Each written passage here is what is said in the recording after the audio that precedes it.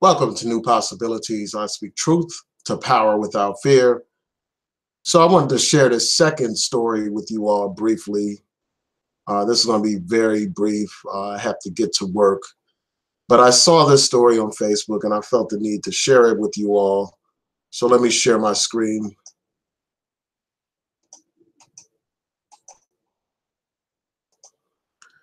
So you had this school district in Sacramento, California, and it's called the Victory Christian School System.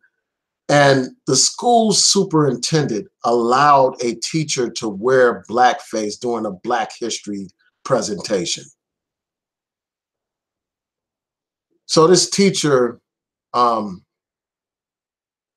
white male teacher, dressed by the name of the teacher dressed up like a Central African woman.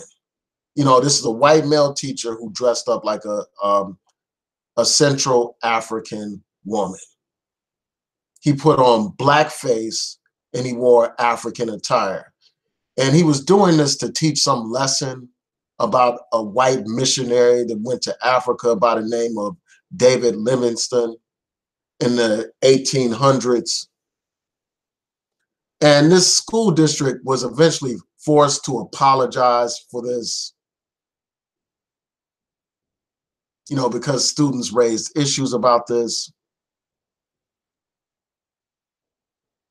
And, you know, this is outrageous, man. Here you have a situation. First of all, they're teaching about missionaries, you know, and we know the role that missionaries played hand in hand with colonialism, you know, indoctrinating our people, you know, perpetuating this myth of white supremacy and all that stuff. So that's one thing. Then you had this blackface thing. We all know about the long history of blackface in this country. You know, how they use blackface to humiliate Black people, to degrade Black people, you know, to disrespect Black people, dehumanize Black people, to make Black people appear to be less than human, to make mockery of Black people. That's what they use blackface for. They used it to justify discriminating against Black people. They used it to justify slavery, to justify Jim Crow, to destroy Black people's self-esteem and to perpetuate the myth and lie of white supremacy. And here you have a teacher in this modern age actually going into a classroom in blackface, teaching these kids in blackface. This is outrageous, and it tells you a lot about like the lack of cultural sensitivity and just the blatant racism of this particular school system. You know, people who are Christian claim that they are about, you know, equality. They're about, you know, not judging people by the color of their skin. But how in the hell would such a system that purports to believe in, you know, the equality of man and all that kind of stuff allow something like this to happen? Were there any Black people involved in the decision-making process? Is this a predominantly white school district? You know, and things like this happen when you have no diversity in the decision-making process. So,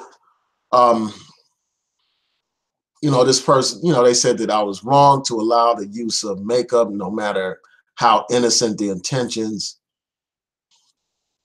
as it has offended some of my students and parents. I should have anticipated that this could be offensive, and I apologize to my students and parents, asking to be forgiven for hurting them. You know, so this is just crazy, man. But I just wanted to share this story with you all briefly, bring it to your attention, and I want to hear your thoughts on this. So with that, since I have to go to work, I want to say peace and blessings to each and every one of you. Thank you for watching. Please rate, comment, and subscribe. Peace.